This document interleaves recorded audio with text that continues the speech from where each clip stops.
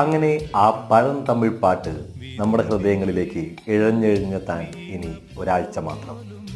പറയുന്നത് മറ്റൊരു സിനിമയെ കുറിച്ചൊന്നുമല്ല, മലയാളത്തിൻ്റെ എക്കാലത്തെയും evergreen cut class mega hit entertainer എന്ത് പേരിട്ട് വിശേഷിപ്പിക്കുമെന്ന് അറിഞ്ഞുകൂടാ, അത്രയും മനോഹരമായൊരു സിനിമ മണിച്ചിത്രത്താഴ്.